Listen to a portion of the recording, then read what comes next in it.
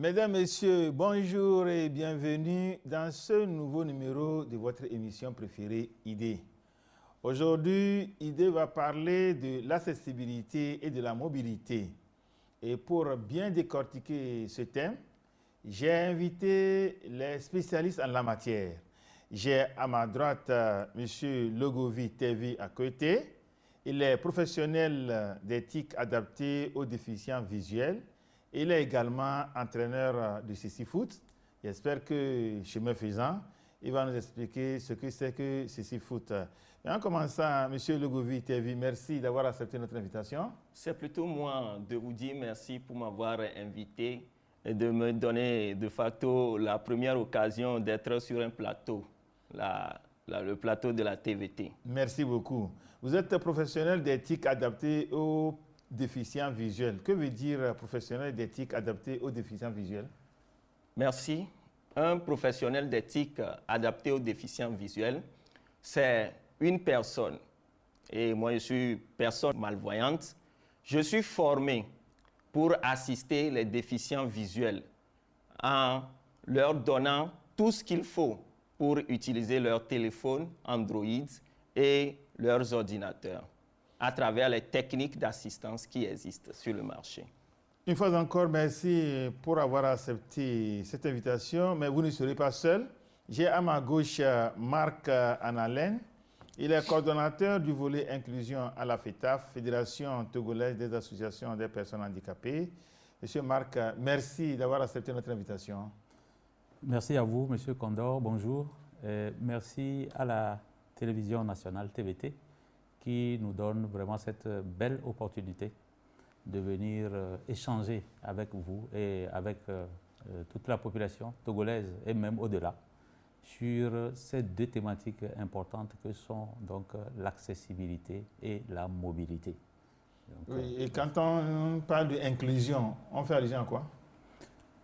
L'inclusion, disons que c'est le processus qui permet à ce que tout le monde dans la société puisse participer sur une base égalitaire. Parce que tout le monde n'a pas les mêmes possibilités ou les mêmes capacités à participer à la vie sociale. Et donc, on doit agir sur l'environnement, on doit faire un travail d'accompagnement, d'assistance, pour permettre donc à ces personnes qui ont une mobilité réduite, c'est-à-dire les personnes en situation de handicap, et les personnes âgées qui ne peuvent plus utiliser leurs facultés qu'elles utilisaient quand elles étaient plus jeunes. Donc, agir sur l'environnement et accompagner ces personnes pour qu'elles puissent participer sur une base égalitaire avec les autres. Donc, tout ceci, tout ce processus-là concourt à ce que nous appelons l'inclusion. Donc, cela implique qu'on doit lever un certain nombre de barrières environnementales, barrières psychologiques, barrières sociales au sein de la société afin de permettre donc que l'inclusion soit une chose réelle. Nous allons parler de l'accessibilité et de la mobilité. Est-ce que vous vous sentez à l'aise pour aborder ce thème d'accessibilité et de mobilité? Oui, tout à fait. Nous sommes à l'aise pour échanger sur ces deux thématiques. Monsieur Logovi Tevi, quand on parle d'accessibilité, qu'est-ce qui vous vient à l'esprit? C'est une condition primordiale. C'est un ensemble de moyens qui permet à une personne handicapée d'atteindre un objectif, de participer pleinement à la vie sociale. Monsieur Marc? Oui, merci. Accessibilité vient de accès, c'est-à-dire la possibilité qu'a une personne à aller, revenir, circuler, utiliser les infrastructures dans la société de façon la plus autonome possible en respectant les conditions de sécurité et d'autonomie possibles. Donc l'accessibilité implique un certain nombre d'interventions qu'il faut apporter sur les infrastructures, mais au-delà des infrastructures, aussi sur les moyens de communication et d'information. Parce que généralement, quand on parle d'accessibilité, les gens pensent que ça se limite seulement à l'environnement physique. Non. l'accessibilité va au-delà de l'environnement physique. Ça veut dire qu'il faut avoir accès aussi à l'information, aux moyens de communication. Aujourd'hui, nous sommes à l'ère de la communication.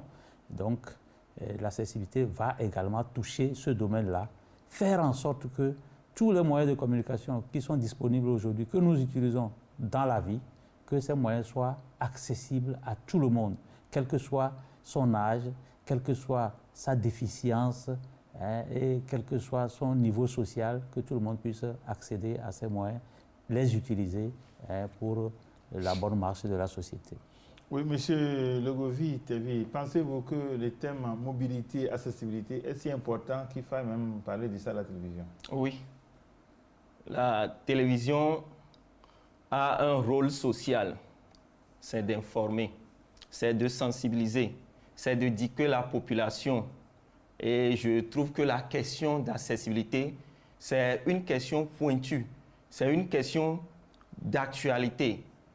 Aujourd'hui, je peux être bien portant, mais je ne sais pas ce que demain me réserve.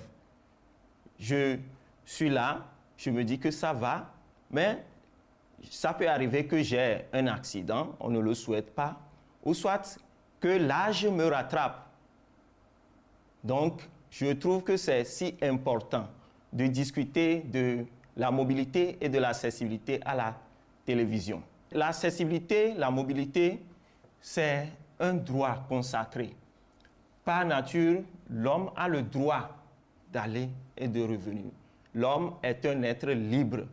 Quelqu'un qui n'a pas la mobilité facile, c'est quelqu'un qui est comme un prisonnier entre guillemets. Et cette occasion nous donne aussi la possibilité de nous exprimer par rapport à nos structures d'accueil. Je viens d'un centre spécialisé pour aveugles et dans ce centre, notre travail quotidien, c'est de former les apprenants sur comment se déplacer dans la nature, sur comment accéder au web.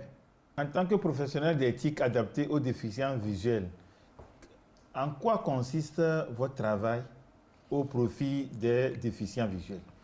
Mon travail, c'est d'aider les déficients visuels à accéder à leurs ordinateurs. Comment naviguer sur l'ordinateur? Comment faire la saisie du test? Et ce travail-là se fait avec l'aide des techniques d'assistance. Nous avons, si c'est un ordinateur, nous avons des lecteurs d'écran.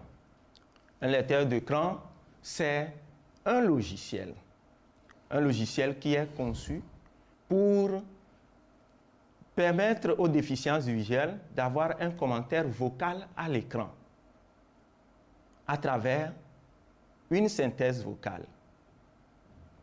Le lecteur d'écran fonctionne aussi avec un afficheur braille. Je suis non-voyant. Mon écriture, c'est le braille. Donc, avec l'évolution de la technologie, le braille n'a pas été oublié. L'afficheur braille affiche les caractères braille sur une plage tactile. Je suis formateur. J'aide mes apprenants à la lecture audio.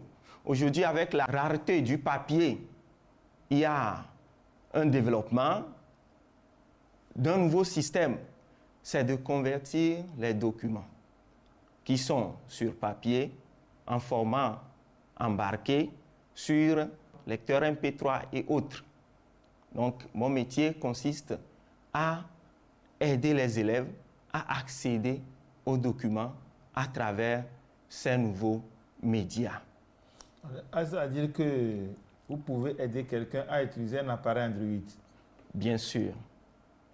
Je suis formé pour aider un déficient visuel, pas seulement un déficient visuel, un curieux, à accéder au système d'accessibilité, à activer le Google Talkback ou outil d'accessibilité Android, et je suis prêt à lui inculquer toutes les techniques pour qu'il puisse en faire un bon usage. Vous avez un exemple à nous donner ici?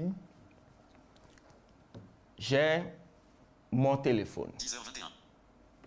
Je veux avoir l'heure. J'ai appuyé sur le bouton marche arrêt du téléphone. A priori, Écran désactivé. le portable, dans son état initial, ne peut pas me donner l'heure. C'est un portable qui a été configuré. Un portable sur lequel a été installée une technique d'assistance. Et cette technique d'assistance, comme je le disais avant, c'est TalkBack. Nous avons d'autres techniques. Est-ce que vous pouvez me donner l'heure à laquelle il est tout à l'heure? L'heure? 10h21. Il est 10h21 dans le studio rouge de la TVT. Voilà. Donc, en fait, nous, Écran désactivé. un exemple de pouvoir avoir un message ou bien pouvoir avoir une conversation sur un matériel adapté aux déficients Appareil visuels. déverrouillé. Ok. Lunch 3. Google Go. Aujourd'hui, nous avons une Liste plateforme d'applications. Recherche. que nous tous, nous utilisons. Files. C'est WhatsApp. Facebook. Mago. Messenger. Miboa. Opera News. Boîte à outils. Photo Epic. Erreur lors de la Files. WAP. WAP. Rechercher. Hors de la liste. Rechercher. Zone de mode. Respect. Mariette Lobovi 2. Affichage du clavier français. Je suis dans une interface WhatsApp. Modification en cours. Tapez message. Ça peut arriver que je veux envoyer un message vocal à un de mes correspondants. J'avais sélectionné un contact dans la liste des contacts WhatsApp. J'ai la technique pour accéder à l'envoi d'un message vocal. Je veux explorer l'écran. Message vocal, bouton. Appuyez 2 fois et maintenez pour enregistrer. Faites glisser vers la gauche pour annuler l'enregistrement. Faites glisser vers le haut pour que l'enregistrement reste actif. Relâchez pour envoyer. Hop, saisie vocale. Message vocal. Affichage de Je clavier. veux lui envoyer un message. Malheureusement, je n'ai pas les données mobiles et mon téléphone est en mode aéronique, mode avion. Donc, le message ne peut pas passer. Donc, avec ça, le non-voyant aussi a accès à son téléphone et il peut facilement participer à la vie sociale, à la vie communautaire. Je fais partie des groupes sur WhatsApp. Je discute tout comme les autres. Je fais la saisie du test via Word. Je vous ai dit que je suis rédacteur proactif. J'utilise le portable pour réaliser mes articles, les publier et discuter avec mes lecteurs sur les réseaux sociaux. Donc, c'est un exemple d'accessibilité, c'est ça? Oui. Si cela a été fait, l'objectif c'est quoi? L'objectif, c'est de permettre aux déficients visuels d'être accessibles sur les nouvelles plateformes que nous avons. WhatsApp, Facebook, Twitter, et d'avoir une autonomie. C'est ça même l'essentiel. L'autonomie, la confidentialité de ces données. Je peux m'expliquer. Le non-voyant, par le passé, pour se faire lire un message, doit faire appel à quelqu'un. Il doit faire appel à quelqu'un. Et avec ça, il n'y a plus de confidentialité. Il n'y a plus d'autonomie. Tout ce que je fais, quelqu'un d'autre doit le savoir. Et c'est le problème que nous avons aussi actuellement au niveau des banques. Moi seul, je ne peux pas aller à la banque pour faire des opérations bancaires parce que les infrastructures bancaires ne sont pas accessibles, ne sont pas adaptées. Je dois toujours me faire accompagner de quelqu'un. Donc, pour répondre à votre question, le but, c'est, en utilisant ce téléphone-là en mode accessibilité, c'est d'être tout comme les autres. C'est de ne pas se mettre en marge des innovations techniques. Marc Annalen, accessibilité? Merci beaucoup. Vraiment, je suis ébloui par les démonstrations de mon collègue Logovi. Je crois qu'il a tout dit, mais il faut retenir essentiellement que l'accessibilité, avant tout, c'est un besoin, voilà, un besoin vital. C'est une question de droit. Et cette question est d'autant plus importante qu'elle a été soulignée par la Convention relative aux droits des personnes handicapées, en son article 9. Et cette convention, je rappelle, qu'elle a été ratifiée par notre cher pays, le Togo, le 1er mars 2011. En plus de cela, il y a aujourd'hui les objectifs de développement durable, les ODD, qui parlent également donc, de l'accessibilité, des villes accessibles. C'est au niveau de l'ODD 11, spécialement, que vous allez trouver ces informations. Donc c'est pour dire que l'accessibilité est une chose très importante. Parce que vous savez, l'homme est un être social. L'homme est appelé à interagir avec ses pairs dans la société. L'homme est appelé à aller vers ses semblables. Et si nous savons que tous les hommes n'ont pas les mêmes capacités pour aller vers leur père, ça veut dire qu'il faut quelque part travailler pour faciliter effectivement cette accessibilité. Il faut agir sur l'environnement, il faut agir sur la personne elle-même qui est en déficit pour pouvoir l'aider donc à accéder facilement aux infrastructures. Ça, je vais parler d'abord des infrastructures privées, c'est-à-dire dans votre propre maison. Est-ce que votre propre maison est accessible d'abord à vous-même et ensuite à vos visiteurs? Et au-delà de la maison, les services publics, les écoles, les centres de santé, l'état civil, les services d'état civil, les préfectures, les mairies, etc. Est-ce que ces services-là, qui sont ouverts au public, est-ce qu'on s'assure que ces services sont vraiment accessibles à tout le monde? Accessible à tout le monde veut dire quoi? Accessible à tout le monde veut dire que est-ce que tout le monde peut avoir accès à ce service et l'utiliser de façon digne sans avoir besoin que quelqu'un l'aide? Je donne un exemple. Vous êtes préparé en tant que personne handicapée physique pour aller célébrer votre mariage dans une mairie. Vous arrivez à la mairie en fauteuil roulant, mais vous vous rendez compte que pour accéder, pour aller à la salle où le mariage va avoir lieu, il y a des marches. Vous êtes en fauteuil roulant. Rien n'est prévu pour que vous puissiez rouler facilement pour aller au lieu de la cérémonie. Donc, vous faites face à un obstacle. Vous préparez pour un jour spécial, qui est le jour de votre mariage, en fauteuil roulant. On est obligé de venir vous transporter avec votre fauteuil roulant pour vous déposer au lieu de la cérémonie. Vous voyez tout ce que cela peut comporter comme problème pour même déjà cette personne-là. C'est sa dignité qui est entachée. Vous voyez?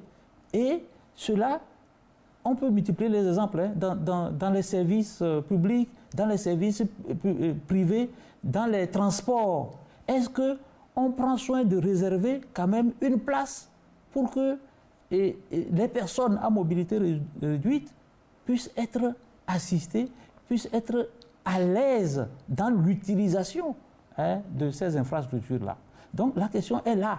Donc l'accessibilité est une question vitale et nous devons agir sur l'environnement pour faciliter cela.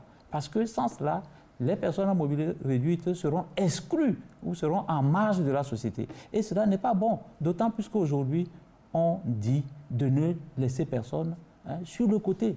Tout le monde doit apporter sa contribution, tout le monde doit participer, y compris les personnes handicapées. Bon, elles sont peut-être nées comme ça, ou alors c'est au cours de la vie qu'elles ont eu ces déficiences, qu'elles ont eu ces handicaps par les événements malheureux, mais ce n'est pas fini. Maintenant, il appartient à la société d'agir sur l'environnement pour leur faciliter la vie. Vous savez, c'est une question de confort. Tout le monde aspire à vivre le plus confortablement possible. Et au niveau des personnes handicapées, c'est le minimum qu'on demande. Rendre accessibles les infrastructures, permettre une circulation, permettre une utilisation aisée des infrastructures. C'est la chose que nous demandons aujourd'hui pour permettre vraiment une inclusion sociale et une participation effective. Et qu'on ne dise pas que les personnes à mobilité réduite, les personnes handicapées sont paresseuses, elles ne veulent rien faire. Mais qu'on se pose la question, que la société se pose la question, qu'est-ce que nous faisons pour faciliter justement cette participation des personnes handicapées. Qu'est-ce que nous faisons? Et c'est à ce niveau-là justement qu'il faut agir, qu'il faut travailler pour faciliter cette inclusion sociale-là en rendant les infrastructures, en rendant les moyens de communication et d'information accessibles à tous. Comment agit-on sur l'environnement au profit des personnes handicapées? Oui, comment agit-on sur l'environnement? Moi, je vais prendre peut-être des exemples.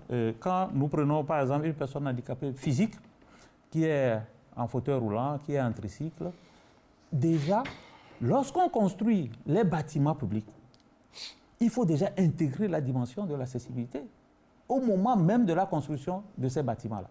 Et l'avantage même d'intégrer ces dimensions au moment de la construction est que cela revient moins cher. Cela revient vraiment moins cher quand on intègre déjà la dimension de l'accessibilité dans les plans de construction au début, c'est-à-dire en amont. Mais quand on l'intègre plus tard, c'est-à-dire bâtiment déjà fait, et c'est maintenant qu'on veut casser pour construire une rampe, ça revient cher. Donc, ça, au niveau des personnes handicapées physiques, c'est ce qu'il faut faire. Il faut déjà intégrer cette dimension, prévoir les rampes pour les immeubles à plusieurs niveaux, prévoir même des ascenseurs pour faciliter les va-et-vient des personnes à mobilité réduite. Tout le monde aspire aujourd'hui à vivre le plus longtemps possible. Tout le monde. Même vous, Condor, là où vous êtes aujourd'hui, vous aspirez à vivre le plus longtemps possible avant de partir un jour, n'est-ce pas? Alors, sur cette base, vous devez savoir que 20 ans plus tard, 20 ans plus votre âge aujourd'hui, vous n'aurez plus la même capacité que vous avez aujourd'hui à utiliser toutes ces infrastructures-là.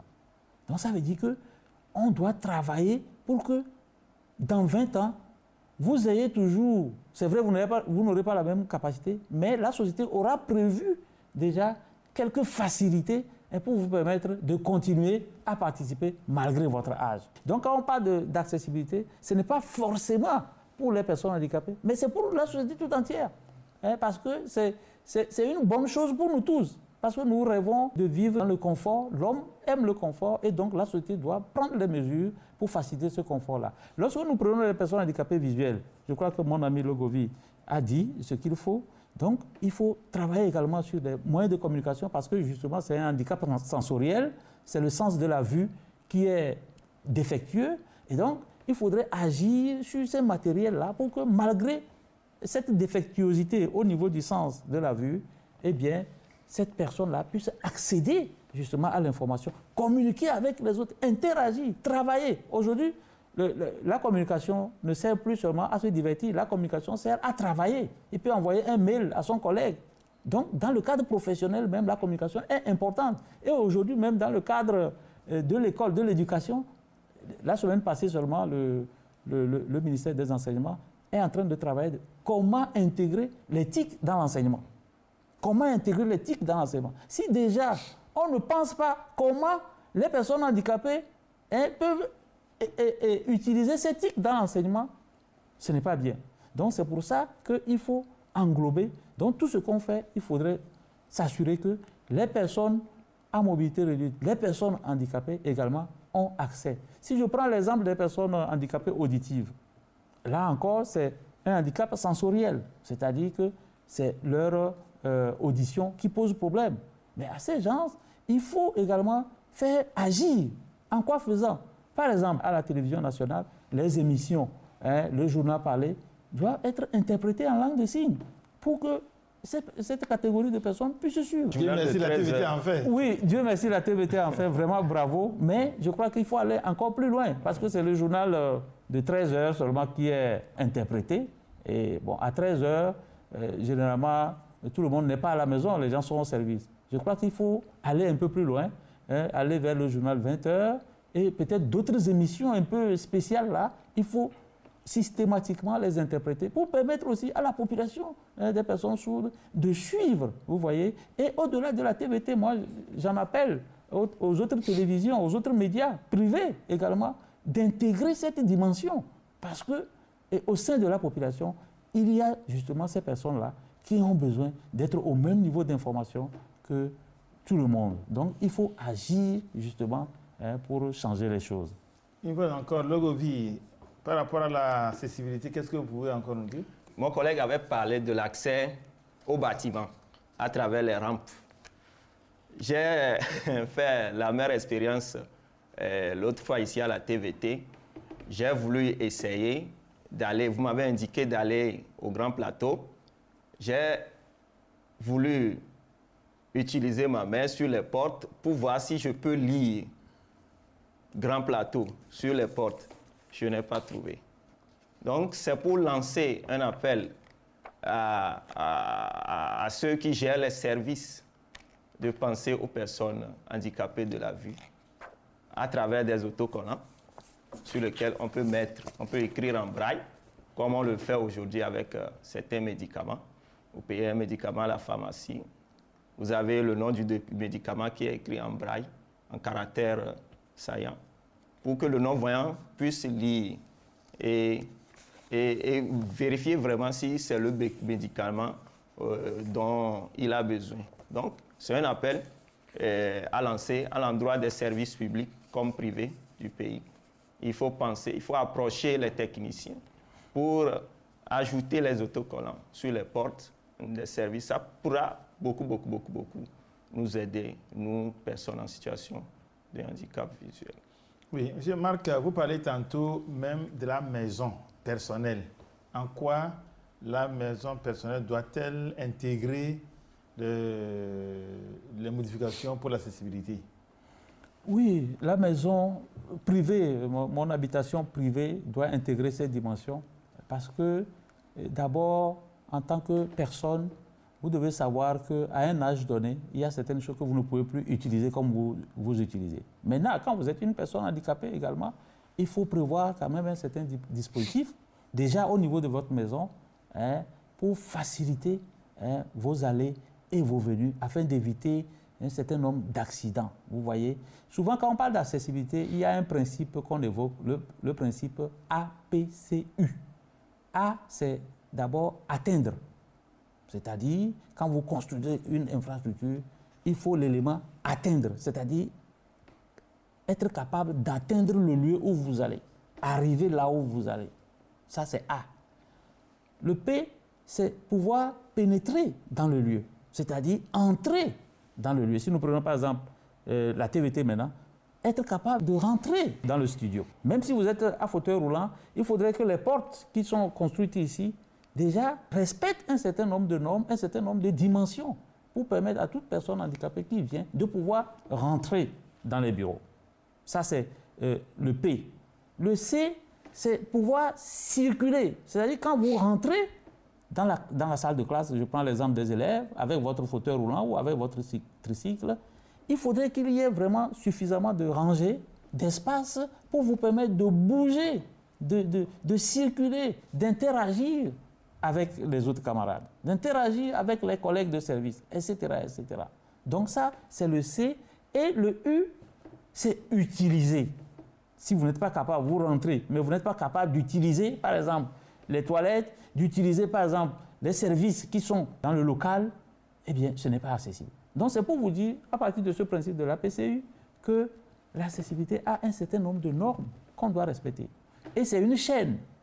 Et cette chaîne-là, aucun élément ne doit être défaillant dans cette chaîne-là, pour s'assurer que nous sommes en face vraiment d'une accessibilité réussie. Donc, ces 4 éléments-là sont importants. Donc, lorsque vous construisez votre maison, vous devez vous assurer que ces 4 éléments sont vérifiés.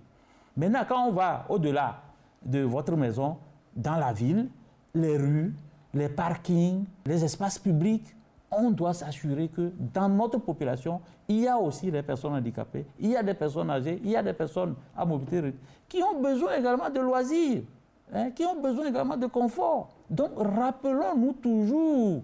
Et puis, nous devons savoir également que travailler pour l'accessibilité, c'est travailler pour nous-mêmes. C'est travailler pour nous-mêmes. Parce que, tôt ou tard, vous serez dans une situation où vous aurez besoin de cette infrastructure accessible. Donc, si vous investissez aujourd'hui dedans, ça veut dire que vous investissez pour vous-même, pour vos enfants, mais pour toute la société. Donc, c'est un domaine vraiment à prendre au sérieux, sincèrement parlant. Parce que sans l'accessibilité, on ne vit pas. Sans l'accessibilité, on ne vit pas. C'est grâce à l'accessibilité qu'on vit. qu'on interagit avec les autres, qu'on travaille, qu'on participe au développement de notre pays. Grâce à l'accessibilité, un enfant handicapé peut aller à l'école et devenir un cadre demain. Mais s'il n'y a pas ça, eh bien, l'enfant va rester dans la ferme, il ne peut pas évoluer, tout simplement parce que son environnement direct n'est pas accessible, n'est pas propice pour son avancement, pour sa promotion sociale. Donc, c'est pour insister encore sur l'accessibilité comme un élément important même pour la vie sociale. Oui, je vais ajouter. On dit souvent que les paroles s'envolent et l'écrit reste. Je vais aborder ça, ce matériel. C'est ma tablette, c'est mon poinçon. À l'intérieur, il y a un papier. Avec ça, je peux écrire, je peux accéder à l'écrit à travers ce matériel. Mais il s'est fait qu'aujourd'hui, c'est un des matériels qui deviennent rares sur le terrain. Pratiquement, il n'en a pas.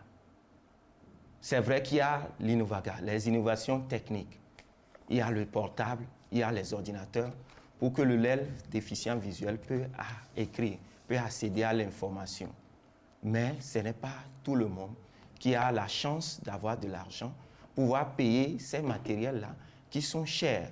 Donc, je fais appel aux décideurs de tout faire pour pouvoir mettre à notre disposition ces matériels-là. Très, très important. C'est grâce à ça, moi, j'ai étudié jusqu'à aller à l'université. C'est à l'université que j'ai connu la technologie. Donc, c'est un appel pressant que je lance à tout le monde, à toute bonne volonté, de nous aider à trouver les tablettes et les poinçons. Oui, il faut écrire quelque chose sur votre tablette, on va voir. Qu'est-ce que vous voulez nous écrire? Mais à la vue de tout le monde, il faut soulever ça. Je peux pas, voilà, je peux faire comme ça.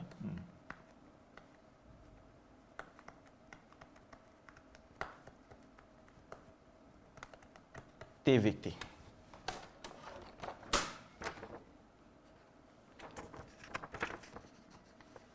T, V et puis T. C'est l'écriture braille. C'est un système d'écriture tactile qu'on peut lire avec les doigts et à caractère saillant. Ça se forme à partir des 6 points et c'est développé par Louis Braille, un enseignant musicien français qui avait vu le jour en 1804 et qui avait rendu l'âme en 1852. Sa journée est célébrée chaque 4 janvier. C'est la journée internationale de l'écriture braille. Et au cours de cette journée, on se souvient de cette illustre personnalité. Vous voulez concrètement dire que, quoi qu'on soit handicapé, on a toujours des potentialités à donner? C'est pourquoi on parle de cette accessibilité. Monsieur Marc. Oui, tout à fait, Monsieur Condor. Quand on est en situation de handicap, rien n'est fini pour nous. Et ce n'est pas notre cerveau qui est handicapé. Parce qu'aujourd'hui, vous voyez, il y a beaucoup d'exemples de personnes handicapées qui ont réussi. Tout ce dont une personne handicapée a besoin, c'est l'accompagnement, c'est travailler sur son environnement, l'aider avec le matériel adapté pour que cet enfant-là ou cette personne même qui est employée puisse faire usage de ses potentialités de la façon la plus optimale. Quand on voit les personnes handicapées, on pense que c'est des cas sociaux, ils ne peuvent rien faire. Moi, je crois que cette période-là est dépassée maintenant. Heureusement, nous sommes à l'époque de la technologie. Des gens ont pensé que les personnes handicapées, il faut les aider. Ce n'est pas parce qu'ils sont en situation de handicap qu'ils ne peuvent rien faire. Vous voyez, on a même vu des choses où des voitures ont été construites pour permettre aux personnes non-voyantes de conduire leur propre véhicule. Nous avons vu des choses comme ça. Qui sait, un beau jour, un avion sera construit et une personne non-voyante va construire cet avion avec la plus grande autonomie possible. Donc, c'est dire que nous devons travailler, surtout nous, au Togo et dans une large mesure dans les pays africains, nous devons travailler beaucoup sur le champ de l'accessibilité. Moi, je pense que ce champ est toujours assez vierge. Il faut investir dans l'accessibilité. Et puis, vous savez, je vais vous étonner, ça va même donner de l'emploi aux jeunes.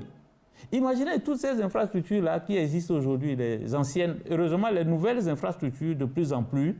Lorsque vous prenez par exemple les écoles aujourd'hui, le gouvernement fait quand même des efforts pour que les nouvelles écoles et les nouveaux services qui sont en train d'être construits soient dotés déjà de ces dispositifs accessibles. Mais il y avait déjà des anciens bâtiments qui sont toujours là. Il faut rendre ces bâtiments-là accessibles aujourd'hui. Il faut travailler, il faut agir, il faut intervenir sur ces bâtiments. Et ça, ça demande de l'expertise. Et ça va donner du travail aux gens. Et en même temps que ça donne du travail aux gens, on agit sur l'inclusion sociale. Vous voyez comment c'est formidable? J'en appelle vraiment au secteur étatique, au secteur privé, d'investir dans l'accessibilité. En le faisant, vraiment, on fait du bien à toute une génération, à toute une société. Et Logovi Tevi, il parle tout à l'heure que quand nous voyons une personne handicapée, ce n'est pas le cerveau qui est handicapé. Vous êtes un professionnel d'éthique adapté aux déficients visuels. Quand vous leur apprenez, est-ce que leur maîtrise de l'utilisation d'éthique est confirmée, est affirmée? Oui, c'est confirmé. Et cela dépend de la capacité de rétention de tout un chacun. Je forme les gens, certains me donnent beaucoup de joie parce que c'est des gens, quand vous leur donnez des notions, ils maîtrisent rapidement et ils vous produisent ce que vous n'attendez même pas d'eux. Ce que vous n'attendez même pas d'eux. Donc, quand on dit que la personne est une personne handicapée, le cerveau reste. Peut-être la personne a une déficience et ce n'est pas une fin.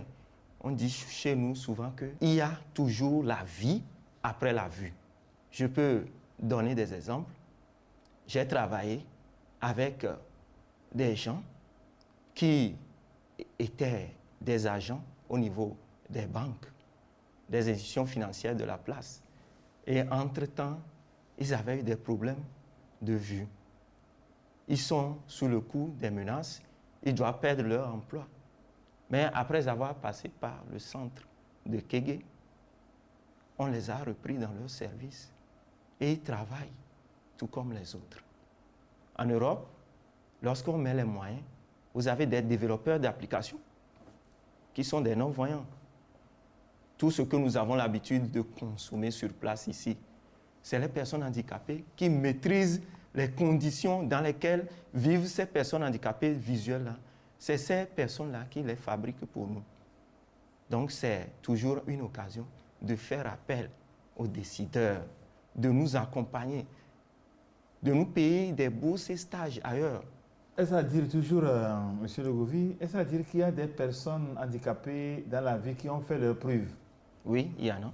Je peux donner l'exemple de M. Ayassou, qui prépare ses travaux à partir de son ordinateur, ou soit à partir de son téléphone Android. M. Ayassou, c'est qui? Oui, M. Ayassou, c'est le président du conseil d'administration de la FETAF. Il est le président également de l'ATA, l'Association togolaise des personnes handicapées. C'est quelqu'un que vous allez voir tout le temps avec son ordinateur, en train de préparer les séances, ou soit en train de lire ses mails sur son téléphone Android. Monsieur Marc? Les exemples sont là, ils sont nombreux. Moi, je peux citer le docteur El Hadj Asmanou Bouraïma. Il a eu son doctorat en sociologie. C'est un malvoyant. Et il est allé plus loin. Il a créé un centre de formation pour les jeunes aveugles à Sokodé. Les exemples sont là. Il y a Adadé, Ofia, Amélé. Elle est également docteur. Je crois que c'est la première femme handicapée qui a obtenu ce grade de docteur en sociologie. Oui. Et elle a créé aussi une entreprise, Wofia Corporation. Il y a également un jeune sourd, totalement sourd, M. Enoch Komlan. Il a soutenu dernièrement dans le domaine de la maintenance informatique. Sourd de son état, il a fait une soutenance publique de son BTS en maintenance informatique dernièrement, en décembre 2020. Et il a obtenu une mention très honorable à l'issue de cette soutenance qui a été interprétée. Les membres du jury ont dit que mais les personnes même qui ont tous les sens n'arrivent pas à faire le travail que ce jeune a fait. Vous voyez, il y a également d'autres catégories de handicap. Par exemple, le handicap physique. Nous avons le doyen Ali Ati qui était inspecteur principal des impôts. Il est admis à la retraite aujourd'hui, mais il est écrivain. Il est écrivain. Il y a le jeune Dieudonné Willa, qui est un jeune handicapé visuel également, qui chante merveilleusement bien. C'est lui qui chante « Chemin tracé, j'avancerai ». Voilà, donc c'est ce jeune-là. Alors, tout ce monde, les exemples sont là. Il y a le groupe Happy Brothers. Je crois que vous connaissez le groupe Happy Brothers. C'est un groupe de jeunes handicapés visuels qui chantent merveilleusement bien. Et quand ils chantent, mais vous ne pouvez pas imaginer que c'est des personnes non-voyantes ou malvoyantes. Les exemples sont là. Il y a l'équipe de basketball en fauteuil roulant. Quand vous les voyez jouer, c'est formidable. Et ces gens-là peuvent aller aux Jeux olympiques. D'ailleurs, je crois qu'ils sont en train de travailler actuellement pour aller aux prochains Jeux olympiques. Et ces gens peuvent ramener des médailles pour le Togo. Des médailles que d'autres personnes n'arrivent pas à amener. Donc, c'est le lieu de dire que si nous investissons, si nous accompagnons les personnes handicapées, on aura véritablement de bons résultats. Et elles ont des potentialités, beaucoup de potentialités. Il suffit de les accompagner, il suffit de les aider, de les encourager, et vous verrez qu'elles sont capables de choses formidables. Elles vont changer cette société. Il y a, peut-être pour donner un autre exemple, l'honorable Gaëtan Aoumezounou, le premier député peut-être handicapé, le premier député handicapé visuel. Il est député actuellement à l'Assemblée nationale. C'est aussi un bel exemple que nous citons. Mais nous voudrons que ces exemples-là se multiplient. Nous voudrons que ces exemples se multiplient, qu'on voit de plus en plus des personnes handicapées. Il y en a dans l'ombre. Le président américain Delano Roosevelt, qui était une personne handicapée physique. Reprenez l'exemple, oui. Oui, je parlais du président américain Delano Roosevelt, que tout le monde connaît, bien sûr, qui était le président dans un fauteuil roulant. Mais il a bien travaillé. Les exemples sont nombreux, vous voyez. Donc, ça veut dire tout simplement que la société, aujourd'hui, les personnes handicapées sont là. C'est un fait. Maintenant, qu'est-ce que la société fait pour que ces personnes handicapées puissent donner le meilleur d'elles-mêmes? C'est toute la question. L'honorable Gaëtan Aoumezounou, il est spécialiste des questions sur l'accessibilité. Il enseigne à l'EAMO l'accessibilité. Et pour appuyer ce qu'il a dit par rapport aux personnes en situation de handicap qui ont évolué, je peux donner l'exemple de mes collègues qui sont avec moi au centre. C'est une école spécialisée. Donc, ils doivent faire leur fiche. Avant, le fiche se faisait avec le braille et ça demande beaucoup de papier. Mais aujourd'hui, avec la serre à optique, mes confrères, mes collègues préparent leurs fiches avec leurs ordinateurs et c'est à partir des ordinateurs qu'ils enseignent les élèves dans les classes. En tant que formateur, vous pouvez dire que la personne handicapée a encore beaucoup de choses à donner? Bien sûr. Si cette personne-là est poussée vers l'avant, il ne faut pas qu'on s'empitoie sur le sort des personnes handicapées. Une personne handicapée peut faire mieux, peut faire davantage. Lorsqu'on comprend ses besoins et qu'on l'aide, cette personne en situation de handicap-là peut faire mieux plus que les autres. Parce que je peux témoigner, quand une personne handicapée a envie de faire, il fait sans tâche. Vous êtes entraîneur de CC Foot. Que vous dites CC Foot? CC Foot, il y a le mot football dedans. Donc c'est un jeu de football spécialisé, adapté pour aveugles. J'ai un ballon CC Foot ici. A priori, ce ballon-là, le non-voyant ne peut pas l'utiliser, ne peut pas jouer ce ballon parce que le ballon n'a pas de son. Mais ce ballon a été adapté. On avait mis des puces dedans et ces puces-là permettent d'avoir du bruit. Et sur le terrain, le non-voyant peut suivre le bruit, aidé par son entraîneur à travers des techniques pour aller jouer, pour aller faire des passes, se déplacer, avoir une mobilité facile sur le terrain et aller marquer des buts et gagner des coupes. Nous prévoyons organiser c'est peut-être l'occasion de le dire, un tournoi à 4 qui est dénommé Foot en Fête dans les prochains jours. Et ce tournoi aura à regrouper 4 équipes de personnes handicapées visuelles.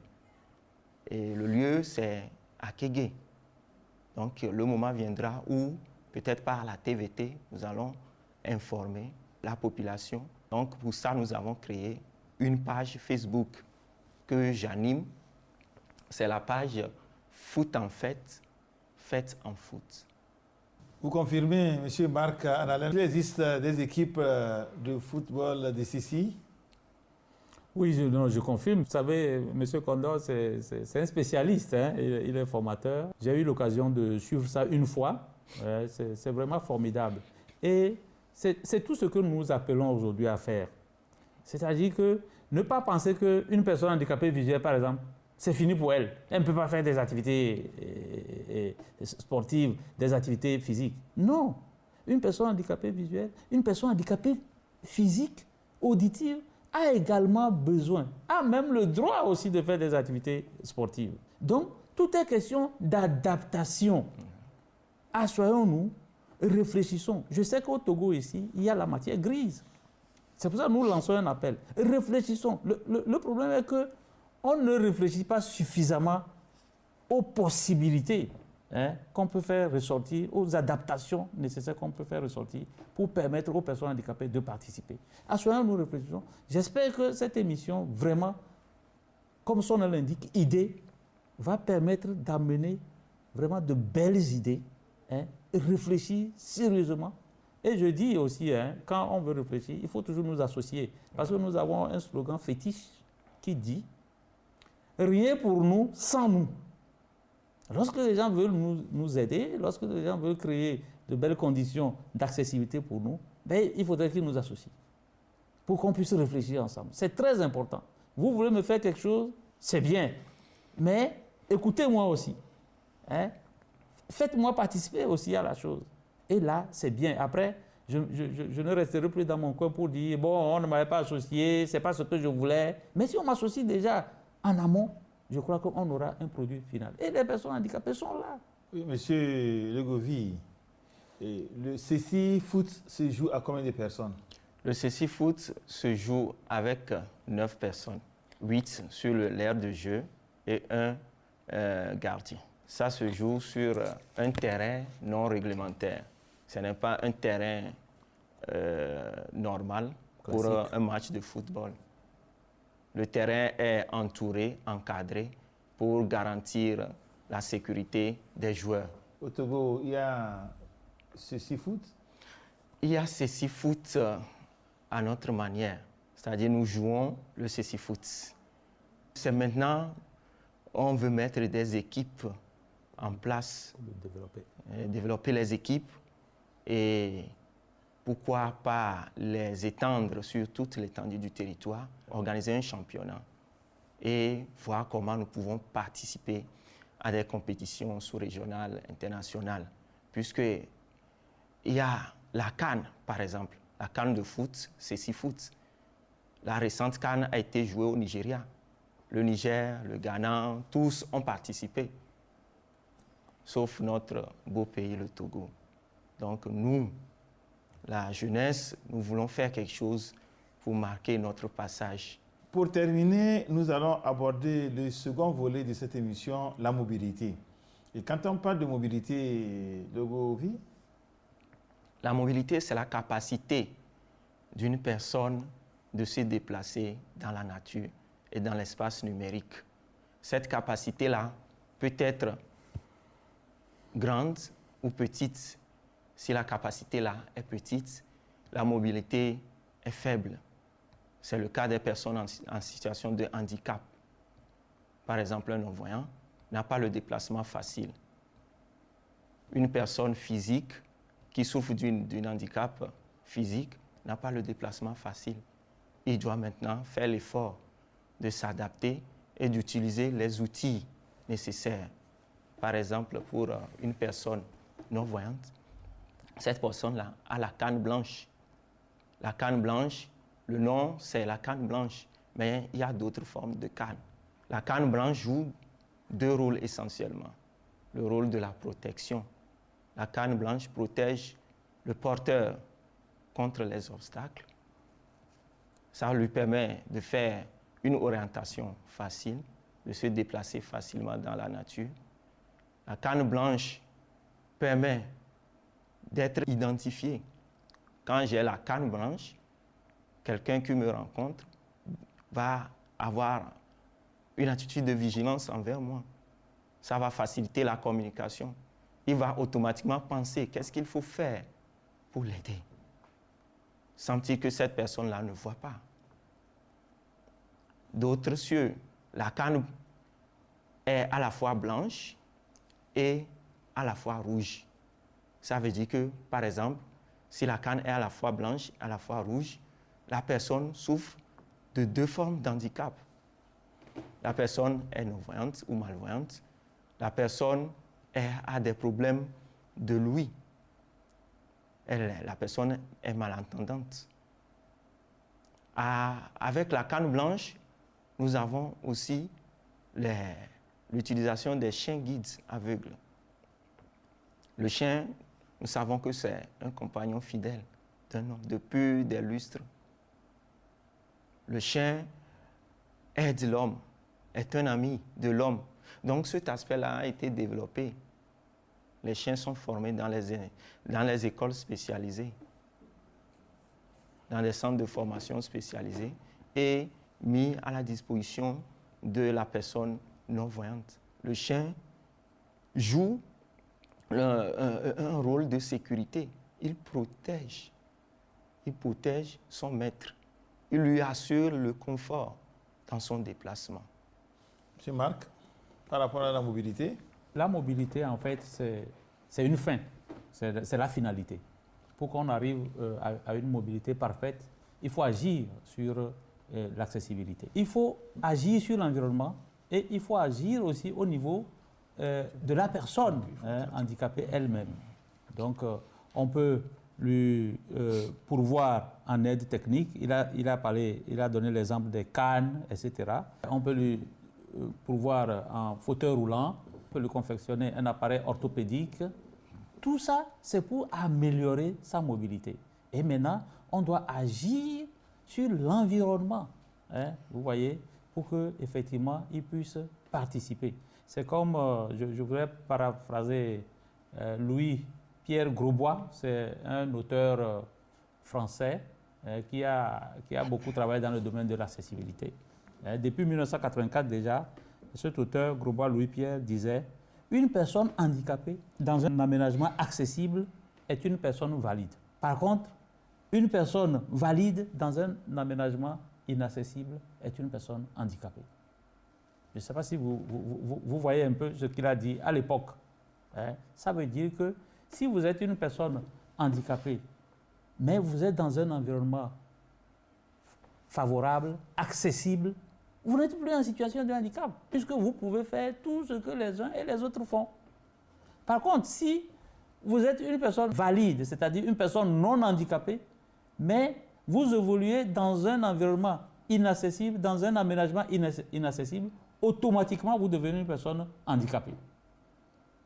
Ça veut dire tout simplement que agir sur l'environnement, ce n'est pas seulement les personnes handicapées qui en sont bénéficiaires, c'est toute la société qui n'aime pas le confort. Vous allez même vous rendre compte, lorsque vous arrivez au niveau d'un bâtiment, vous voyez, il y a escalier quelque part, il y a rampe quelque part. Faites l'expérience. Vous verrez que tout le monde veut passer toujours par la rampe, même s'ils ne sont pas en situation de handicap. Ils veulent toujours passer par la rampe. L'homme aime le confort par nature. Donc, rendre l'environnement accessible, ce n'est pas forcément pour les personnes handicapées, mais c'est pour tout le monde, y compris les personnes handicapées, y compris les femmes enceintes, y compris les personnes âgées, y compris les personnes de taille courte, ainsi de suite, ainsi de suite. Donc, rendre tout simplement la vie confortable à tout le monde et rendre la participation effective et finalement rendre le développement effectif. Parce que le développement, c'est l'affaire de tous. Ce n'est pas seulement l'affaire des personnes non handicapées. mais c'est l'affaire de tout le monde. Chers téléspectateurs, nous sommes ainsi arrivés pratiquement à la fin de cette émission, mais je ne peux pas laisser mes deux invités partir sans leur dernier mot, le Govi TV. Dernier mot, je peux dire que l'accessibilité, la mobilité, c'est un processus. Et ce processus-là n'épargne personne. Nous n'allons pas dire que c'est les gouvernants qui vont le faire. C'est chacun à son niveau. J'invite par cette même occasion toute la population à s'intéresser aux personnes handicapées. Et en général, c'est des personnes qui ont besoin d'être assistées, pas pour leur donner de l'argent, mais pour agir dans le sens d'augmenter leurs capacités qui sont en eux. C'est des gens aussi qui ont beaucoup à donner. Monsieur Marc. Merci beaucoup, M. Condor. Bon, moi, je voulais finir cette émission. Oui, une personne handicapée, c'est avant tout une personne humaine. Donc, elle a des potentialités. Elle en a. Parfois, ces potentialités sont cachées, tout simplement parce qu'on ne lui donne pas l'occasion de s'exprimer. Nommer un ministre en situation de handicap, nommer des personnes handicapées dans les institutions de la République. Et on verra si elles sont capables ou pas. Mais je ne dis pas de les nommer par pitié, non. Mais il faut prendre des personnes handicapées qui le méritent. Ce n'est pas de la faveur, du favoritisme, non, parce que tout simplement vous êtes une personne handicapée, eh bien, on n'a qu'à vous mettre ici, on n'a qu'à vous mettre ici, et après vous ne fournissez rien. Non, c'est sur la base du mérite. Merci beaucoup, chers invités, Logovi TV à côté et Marc Annalen pour avoir participé à cette émission ID dont le thème est accessibilité et mobilité. Tout ce qui me reste à dire, c'est de dire un grand merci à nos chers téléspectateurs qui ne ménagent aucun effort pour être toujours scotchés à la télévision togolaise pour suivre leur émission ID. Kouadan Melka, merci pour tout ce que vous faites à l'endroit de cette émission ID. Vous ne ménagez aucun effort quant à ce qui concerne sa réalisation. Vous venez de le prouver avec l'aide des techniciens autour de vous. Merci à vous tous. Merci pour votre technicien qui vous a permis d'envoyer cette émission aux milliers de téléspectateurs de par le monde. Moi, je vous dis que la semaine prochaine, la télévision togolaise fera toujours un effort pour vous envoyer un nouveau thème. Mais d'ici la semaine prochaine, bye bye.